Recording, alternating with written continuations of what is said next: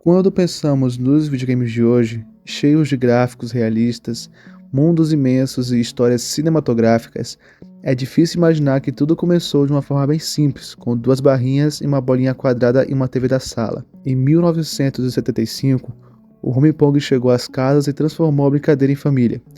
Não foi o primeiro console do mundo, mas foi o primeiro sucesso da Atari e o pontapé inicial para a popularização dos videogames domésticos. Nos anos 70, o videogame ainda estava engatinhando, mas foi nesta época que surgiu um console que marcou a história, o Home Pong.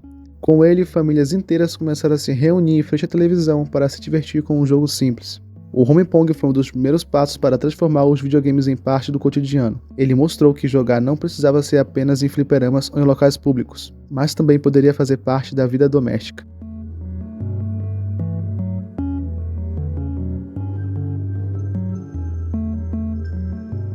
A Atari nasceu em 1972, fundada por Nuala Bushnell e Ted Dabney, dois engenheiros apaixonados por eletrônica e inovação.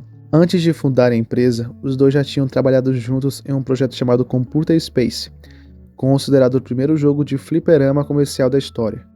Apesar de inovador, ele não fez tanto sucesso porque era difícil de jogar para o público da época. Com esse aprendizado, Bushnell percebeu que os jogos precisavam ser simples, intuitivos e acessíveis para qualquer pessoa. Assim, ele e Dabney fundaram uma nova empresa que inicialmente se chamaria Zizi Guy, mas como o nome já tinha registrado, eles escolheram Atari, um termo usado no jogo de tabuleiro japonês Go, que significa algo como está em perigo ou quase capturado. A ideia da Atari desde o começo era unir diversão e tecnologia, criando experiências que pudessem conquistar tanto jovens quanto adultos. Diferente de muitas empresas de tecnologia da época, que focavam apenas em computadores ou máquinas de grande porte, Bushnell e Dabney acreditavam que o entretenimento eletrônico poderia se tornar algo gigante, e estavam certos. Outro ponto importante é que no início a Atari era uma empresa pequena, quase artesanal, com poucos funcionários e recursos limitados. Esse clima de inovação foi essencial para que a empresa rapidamente se destacasse no mercado.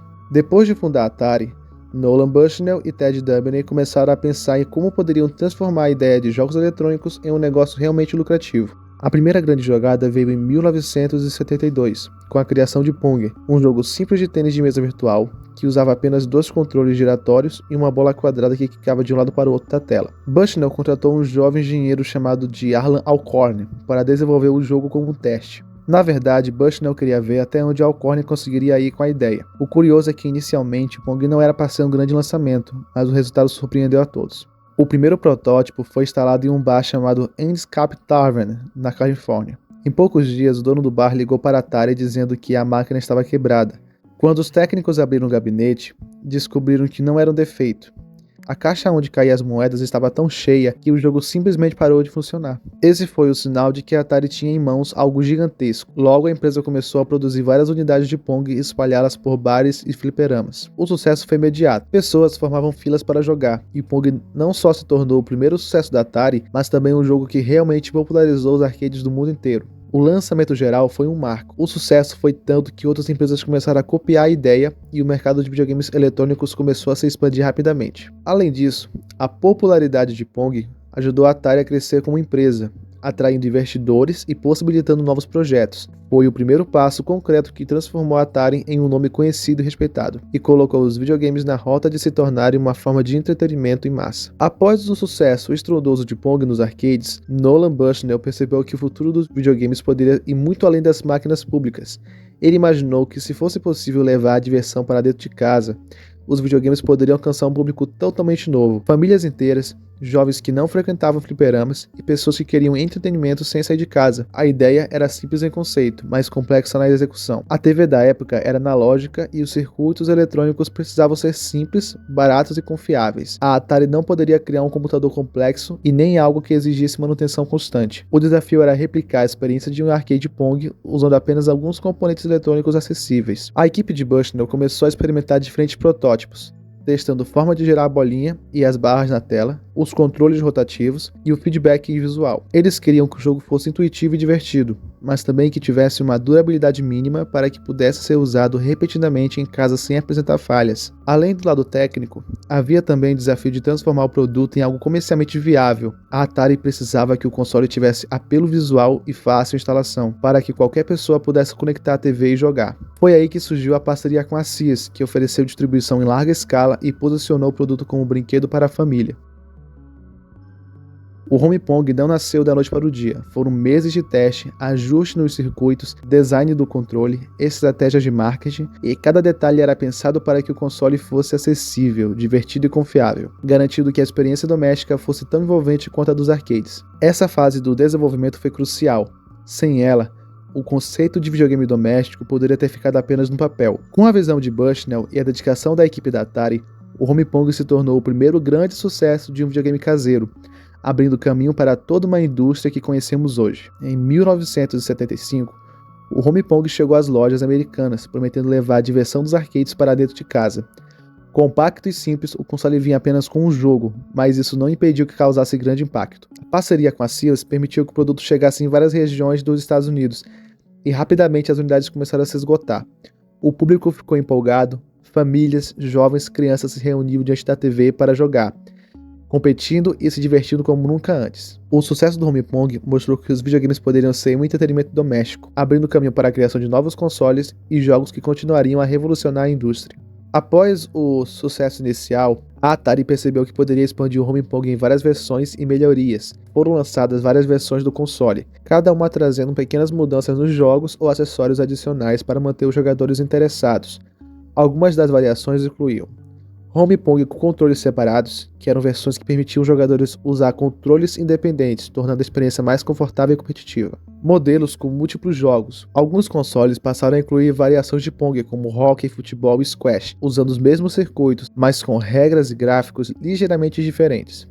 Design e cores diferentes. A Atari também lançou versões com gabinetes diferentes, tornando o console mais atraente visualmente para as prateleiras das lojas e para os consumidores. Essas variações foram fundamentais para manter o Home Pong relevante no mercado e prolongar o seu ciclo de vendas. Ao mesmo tempo, mostraram que o conceito de videogame doméstico poderia ser adaptável e expansível, um passo muito importante para o desenvolvimento de futuros consoles da Atari. Como vimos no vídeo passado, falamos sobre o Magnavox Odyssey, o primeiro console doméstico da história. Se você ainda não assistiu, dê uma conferida para entender como tudo começou antes do Pong chegar às casas. A Magnavox já tinha lançado seu console doméstico com jogos de tênis virtual, e quando o Pong chegou com ideias quase idênticas, a empresa começou a enfrentar grande desafio: proteger sua criação. A Magnavox entrou com ações legais contra várias empresas, incluindo a Atari, alegando que o Pong era uma cópia de seu jogo de tênis de mesa eletrônico, que era presente no Odyssey. Esse processo ficou tão famoso na história dos videogames que é um dos primeiros grandes casos de direitos autorais em jogos eletrônicos. A Magnavox não queria apenas ganhar dinheiro com o Odyssey, mas também proteger o mercado que estava criando. A empresa estabeleceu um contrato de licenciamento para garantir que qualquer jogo semelhante fosse autorizado, o que acabou criando uma referência para como disputas legais poderiam ser tratadas na indústria nas décadas seguintes. Além das questões legais, a Magnavox também se preocupou com a distribuição e marketing do Odyssey.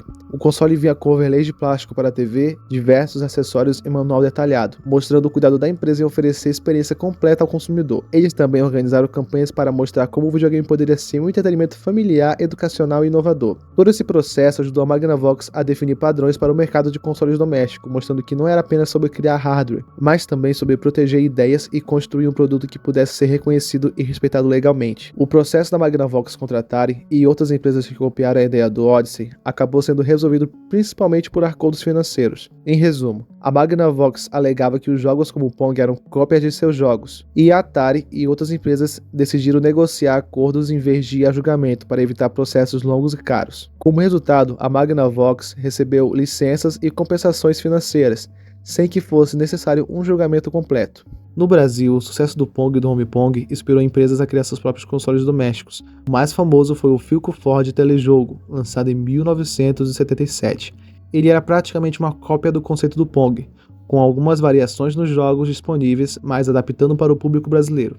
O telejogo vinha com 2 jogos de tênis virtual e controles integrados ao console, permitindo partidas simples e rápidas. Ele conectava-se diretamente à televisão e permitia que a família jogasse junto na sala de casa. Esse console mostrou que havia mercado para videogames domésticos no Brasil e ajudou a popularizar a ideia de entretenimento eletrônico fora dos Estados Unidos. A iniciativa da Philips e da Ford abriu caminho para outras empresas produzirem seus próprios consoles, marcando o início da indústria brasileira de videogames. Além do telejogo, outras empresas surgiram, mas nenhuma teve tanto impacto quanto o console da Philips e da Ford, que ficou famoso por ser o primeiro videogame amplamente comercializado no Brasil. O Home Pong foi um sucesso imediato após o seu lançamento em 1975. A demanda superou rapidamente a oferta, e a Atari precisou aumentar a produção para atender o público ansioso pelo console. Em poucos meses, milhares de unidades foram vendidas nos Estados Unidos, e o console se tornou um verdadeiro fenômeno cultural. Para manter o interesse dos jogadores, a Atari lançou várias variações do Home Pong, incluindo versões com diferentes jogos, controles independentes e mudança no design do console. Essas variações ajudaram a prolongar o ciclo de vendas, atraindo novos públicos e mantendo o Home Pong relevante no mercado. Estima-se que no total, mais de 150 mil unidades do Home Pong e suas variações foram vendidas durante o auge do console. Este número impressionante mostra que, mesmo sendo um aparelho simples, o Home Pong conseguiu conquistar famílias e jovens em todo o país, mostrando o potencial dos videogames domésticos. O sucesso comercial do Home Pong também pavimentou o caminho para futuros consoles da Atari e inspirou outras empresas a criar seus próprios videogames caseiros, tanto nos Estados Unidos quanto em outros países. O Home Pong não foi apenas o primeiro sucesso de videogame doméstico, mas também abriu caminho para toda uma nova forma de entretenimento. Ele mostrou que era possível levar a experiência dos arcades para dentro das casas, tornando os videogames parte do cotidiano das famílias. O impacto cultural do Home Pong foi enorme. Ele inspirou outras empresas a criar consoles e jogos caseiros, tanto dentro e fora dos Estados Unidos, como no Brasil, o famoso Philco Telejogo. Além disso, o sucesso do Pong consolidou a Atari como uma empresa visionária, capaz de transformar ideias simples em produtos de grande sucesso comercial. No campo tecnológico, o Home Pong também serviu como base para futuros consoles. Ele ajudou a popularizar conceitos como controle simples, partida de 2 jogadores e conexão direta à televisão, elementos que se tornariam padrão em consoles posteriores. Mesmo décadas depois, o Home Pong é lembrado como o marco da indústria dos videogames, sendo citado em livros, documentários e museus de tecnologia. Sua simplicidade e inovação continua a inspirar desenvolvedores e mostrando que uma boa ideia bem executada pode mudar o mundo do entretenimento. E assim chegamos ao fim da nossa viagem do Home Pong. Eu espero que vocês tenham gostado de conhecer a história do grande sucesso da primeira geração de consoles. Se você gostou do vídeo, não esqueça de deixar seu like, se inscrever no canal e ativar o sininho para não perder nenhum episódio dessa série. E outra coisa, a frase desse vídeo de hoje se chama Pong.